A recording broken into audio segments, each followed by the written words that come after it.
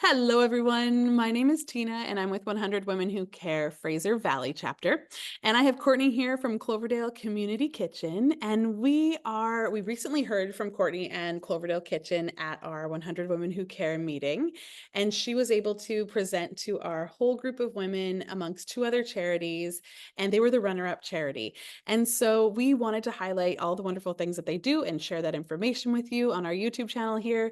And I just want to take a huge moment to say thank you, Courtney, for all that you do with Community Kitchen, and welcome. Thank you. So happy to be here.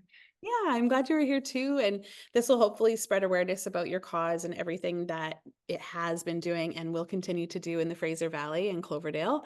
And do you mind telling me just a little brief kind of explanation for what Cloverdale Kitchen is and does? Yeah, so our main priority is combating food insecurity, and we focus in Surrey, Langley, and White Rock. So the main programs are our community meals program, our Meals on Wheels / mobile meals, and our food bank. So that's how we get food to those in need. But we also do provide shelter in the winter for a temporary shelter, and we have like an outreach program where Great. we go out into the community and help those that are unhoused. And sorry, it's a lot that we do here. We are actually rebranding we've become our own charity. So it's Storehouse Community Hub Society. And then un- underneath that will be each program that we do. So Gosh, Cloverdale Community Kitchen is just one of the programs and one of the ones that we started with. So, that's but yes, we also have clothing. So we provide food, clothing, and shelter. So we have a clothing cupboard where people can donate clothes and we get those to those in need. Yeah. I didn't know that part of it. And I've been like behind the scenes involved with Cloverdale Community Kitchen for a while. Awesome. And what initially drew you to this cause and working with this cause for as you as a person offering up your time and energy to it? I worked in the corporate world for many years, and I don't know, I just wanted more. And I decided that it was time to make a switch. And so I was actually volunteering with the Cloverdale Community Kitchen, and they had offered me a role here and started small, and then it grew from there. But I always just loved community, the feeling of being in your community and knowing people.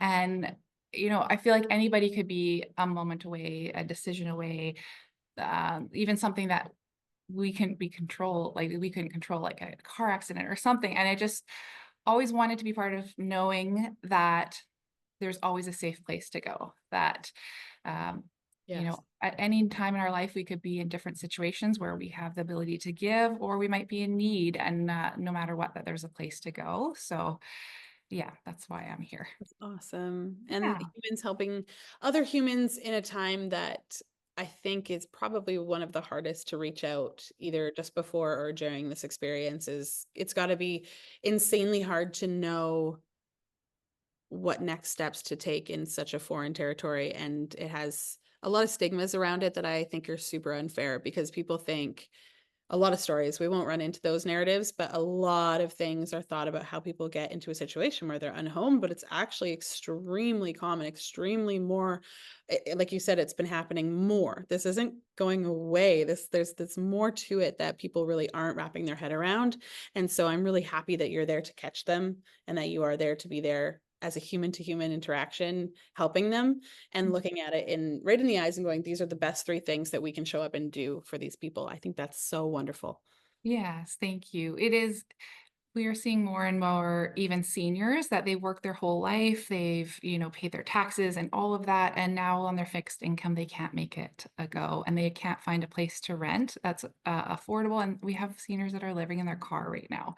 So one day we hope to do Oh, um, like more in the housing, but well, we, yeah, we're in a very tough area with the housing. This yeah. is all the other, it's the domino effect of issues that Yeah. are just needing to be looked at better. And I think you mentioned community being important to you, and I think there's a big piece to acknowledge in there. Let's try and solve the world's problems. Yes. There's a big piece in there about community and how we can come together, that we can't always blame and outsource that pain and that curiosity to, well, it's this person's fault, it's that person's fault, and they should be doing this. And it is. something that can actually be, I truly believe, fixed by community, by humans helping humans. These are, after all, the bare bones of the reality of this. So Yeah. I think for us, giving back to Community Kitchen in the little bit that we were able to as a community, as 100 women, means a lot. And I think one of the coolest things we get to see is, hopefully, now that your knowledge and, sorry, not your knowledge, but the information about the whole cause and all the different pockets of it, if there's someone watching that can fill in there, they don't always have to donate monetarily. They can donate time and energy and sharing about it. There's so many community ways to benefit all the programs, even if you don't have hundreds of thousands of dollars to donate, right? Yeah, absolutely. Yes. Even Yeah. if we could. And speaking of that, Yes. so like if you had hundreds of thousands of dollars, like endless money, what would you choose to do to help this? Is there any area that you've been like, this would probably be, not, you don't have to fix it, but how would you impact community, Cloverdale Community Kitchen in the best way if you had unlimited resources like that? I think the biggest thing would be getting a property, like a bigger building, a place that we can do all of the programs well. We're really tight on space right now. And so that it has its challenges. Mhm. So that would be a big thing. And then staffing, we would hire more staffing. We're not government funded. We're funded by the community for the community. So we all do multiple jobs. Oh, um, yeah. yeah, I get and it. so definitely like a bigger space and hiring more people would be the first things that we would do. And I think we could have a huge impact on that by doing those things. Yeah, so amplify what you're doing and make it Yes. even larger impact with the volume you could do at that point. But Yes. speaking of that, it brings up a question of do you have any numbers of how, and or the numbers of who you're able to help at this point per year or per month or however that looks? Like what Yeah, are actually, you know what? I don't have one exact number. I should the get that. Like I have stats for the different programs. So what we did last year. So we had 17,600 community meals served. So that's to just, it's no barriers, anybody can come. So at a community meal, we have like seniors, we do have the unhoused, we've got low-income families, persons on disability, like it's a wide array of people. and Uh, any of those can, like you said, no requirement, no barriers, meaning if you're in need of a meal, come sit with us and eat, right? yes, Yeah, yeah. And super. that's Monday to Friday, 6 p.m. And so it's open to anybody in the Oh, it's community. every week or every day of the week now. Yeah, 5 days a week Ah, now. Yeah. hey, it was only like Tuesdays and Thursdays back when I volunteered once with it. Yes. Yeah. It's grown a lot. So good to hear. Yeah. And then we've served over 32,000 mobile meals last year. So I think we have about 270 clients.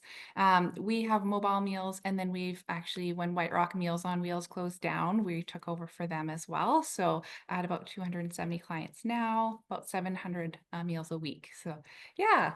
Wow. And you're delivering those to their door Yes. and daily? It's Monday through Thursday. Wow. And then they can also get some frozen meals to have for the weekend, so that can get them Wow. through the weekend. Yeah, and it's, that program, it's helped a lot of seniors stay in their home where they're comfortable, where they maybe have a pet or a spouse, or Yeah. they've lived their whole life, right? And then we do check-ins as well in the extreme heat, making sure they have water and fans. We've had multiple instances where somebody's fallen and Yeah. our volunteer was there to help them. Oh, Because yeah, sometimes, that happens. yeah, Yeah. sometimes it's the only interaction with another human that they get in a week. So it's an amazing program, and we're always looking for drivers for that. I was So gonna say, is it drivers and like a really great call to action would be volunteer drivers. They must have their yeah, own vehicle, I'm sure. yes. And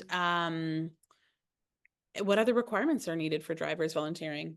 Really, that's it. The driver's license, obviously in their own vehicle. If you have an electric car, amazing, because you're not paying for gas. Yeah, absolutely. That's awesome. Okay, so Yeah. that's a really good call to action. And then if you were to expand vehicles, Yes, definitely. regulated vehicles.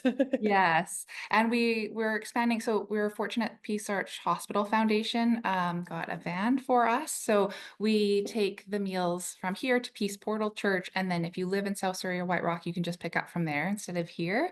And we're hoping to expand that into like Guildford and Langley as well, so people don't have to come all the way here Yeah. to pick up. That's Uh, awesome. That's really yeah, 74,400 unique food bank client visits. So that's um, the amount of interactions per person for the food bank. So that's um, a huge, I guess, need that we fill. We're Mhm. currently, I think we have about 1,200 households on the food bank in the program, and about another 500 on the wait list. We just registered 50 families, and within a week we had 46 new people apply. Like we're trying to get as many people as we can, but there's a huge need for the food bank. So Did you say um 74,000 people you were helped in good. 2024? So unique visits, Okay, yeah. okay, gotcha.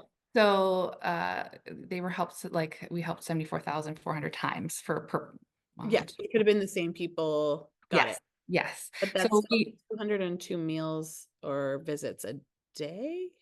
yeah, we have 5 different distribution, Yeah. times, so in a week, yeah, and How do you that get all that food?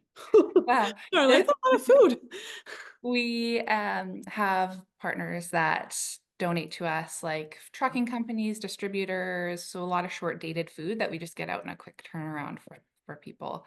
And we're Wow. trying to get more and more fresh, and, not just the macaroni and cheese, but Yeah, nice whole food. vegetables and dairy and all the things, yeah, Yeah. the family needs. So, That's and often we like to get a sweet treat. People don't donate treats like to the food bank because it's like people need to eat healthy, but you know what? People need a little treat every once in a while too, some yeah, chocolate absolutely. or yeah. Cookies, yes, please. They're Yeah. easy to make too. I'm glad you found something that fills that passion and you feel like you are making a difference in that corporate world isn't running the strings anymore. It's fulfilling to see people doing what really calls to them. So I'm glad you're there for everyone too. Oh, thank you. I appreciate Of that. course. Thank you for popping on today and doing this brief interview with me and 100 Women Who Care and coming to the meeting and joining us. Thank you and welcome. I'm so excited to be a part of it. And thank you for all you do to put this on. It's amazing. And I know that's a lot of work. So extremely grateful for that. Thank Yeah, you. Yeah, it's like you said, it's community and it's a collective that will make a difference. And when you get that, when you see that, it becomes a never-ending goal to share and learn. beautiful. Yeah. Yeah. Okay, well, good to see you, Courtney. We'll see you soon. You too. Bye Bye. bye.